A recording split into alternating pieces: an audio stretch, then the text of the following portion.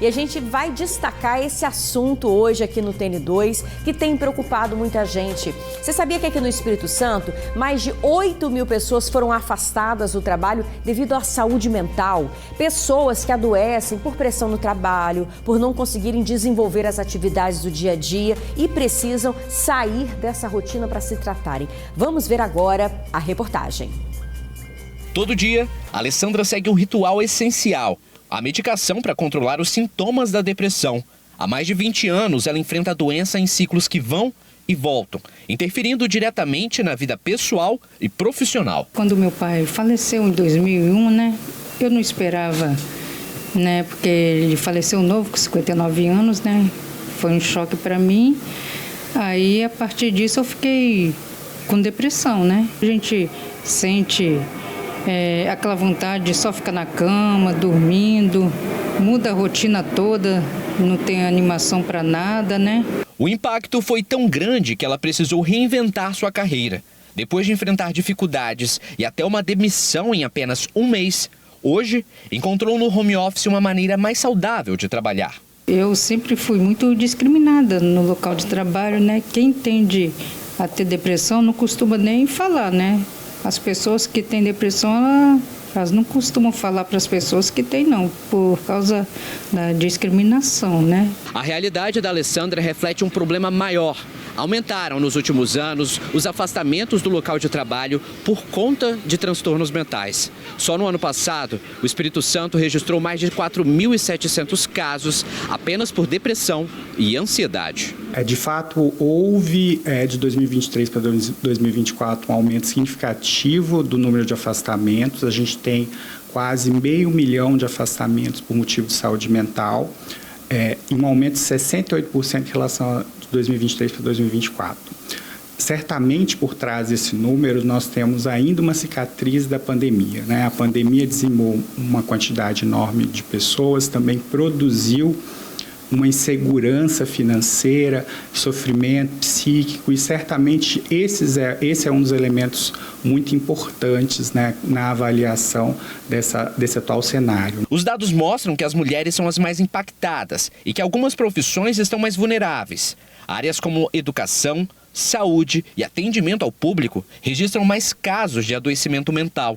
Profissões que exigem alta performance aumentam a chance de adoecimento. A gente viu na pandemia, a condição pandêmica aumentou o adoecimento em profissionais da área de saúde. Os professores também, a gente vê uma quantidade muito grande de professores adoecidos. E quem trabalha com comércio, fica aquela escala longa, com pouco período de descanso, isso também, e às vezes metas inalcançáveis, isso se associa com adoecimento psíquico.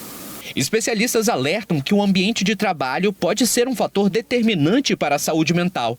Pressão excessiva, assédio, carga horária extensa e falta de reconhecimento estão entre os principais desgastes. Alterações do ciclo de sono são sintomas sempre muito importantes. Alterações do ciclo alimentar. Então, quando a pessoa passa a ganhar muito peso ou passa a perder peso, associado a dormir muito ou dormir pouco, com mudança dos afetos, da perspectiva da pessoa em relação à própria vida, da esperança, do desânimo, vale a pena passar por uma avaliação clínica criteriosa para investigar. Muito bom, a gente vai continuar falando desse tema. A gente trouxe hoje ao vivo conosco o doutor Caio Broseguini, advogado trabalhista. Boa noite, doutor. Boa noite. A gente vai mostrar antes, doutor, os dados que o Ministério da Previdência mostrou, que há uma crise de saúde mental em todo o país. O número de pessoas afastadas do trabalho é o maior desde 2014. Olha só, em 2024, só no Espírito Santo foram 8.119 pessoas afastadas por problema, né, por saúde mental. 3.367 a mais do que em 2023, quando foram 4.752, e 2022 mais de 3.300 pessoas, ou seja, vem aumentando consideravelmente. O doutor está aqui com a gente para explicar como que esse trabalhador consegue cuidar da saúde, se afastando do trabalho, mas tendo as garantias, né, que são direito dela. Perfeito. Isabela, boa noite, prazer estar aqui. É um assunto importantíssimo. Tá? Parabéns para a equipe. E o trabalhar, o primeiro ponto, ele deve se cuidar, né? muitos trabalhadores ficam com medo de procurar um auxílio médico, um especialista, no caso, um psiquiatra, um psicólogo, porque tem medo de se tratar e levar para a empresa e correr um risco de não se ver bem, poder ser dispensado. Então tem acontecido muito isso, mas como cicatrizes ainda da pandemia, isso está vindo à tona agora. Depressão, angústia, sofrimento estão levando esse aumento do afastamento pelo INSS. Agora, como que a pessoa faz, né? Por exemplo, primeiro ela tem que ir no médico, o médico vai detectar, vai diagnosticar e aí ela já dá entrada no INSS, precisa de um advogado? Na realidade, não exatamente precisa de um advogado. O primeiro ponto é procurar um especialista. Um psicólogo, um psiquiatra, para fazer uma avaliação, verificar o que está passando com o colaborador e ele vai ali laudar, no caso, quem dá o laudo, no caso, é o psiquiatra, se necessário afastar por alguns dias, né, para ver se tem uma melhora, uma recuperação. Se não houver uma melhora e esses dias for superior a 14 dias, esse colaborador ele vai ser encaminhado para o INSS, que vai ter o afastamento. Agora, todo mundo que tem um emprego CLT, né, carteira assinada, consegue esse afastamento e consegue receber o pagamento para tratar da saúde? Essa é uma preocupação, sim, né? Sim. Quando é dado a entrada pelo INSS, pode ser de duas formas. Pelo empregador, empresa, ou pelo próprio empregado, pelo aplicativo, certo? Nesse momento, quando ele está com aquele laudo de um psiquiatra, tem que reforçar, não pode ser psicólogo, psiquiatra tem que laudar. O próprio INSS vai gerar uma perícia médica de um perito do INSS para poder avaliar.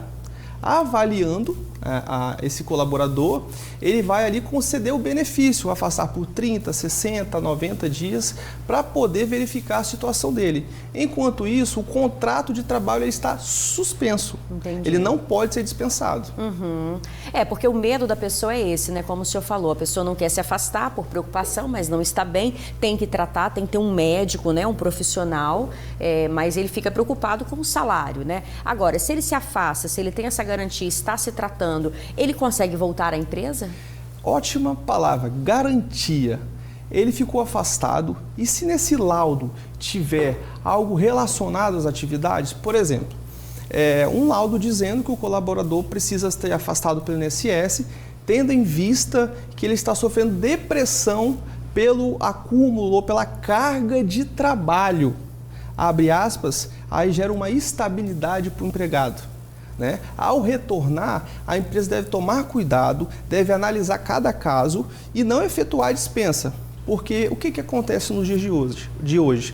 Quando o empregado volta, às vezes não acontece a mesma produtividade, não o mesmo trabalhador. E abre aspas, as empresas acabam dispensando. E com isso pode aumentar também o volume de ações trabalhistas.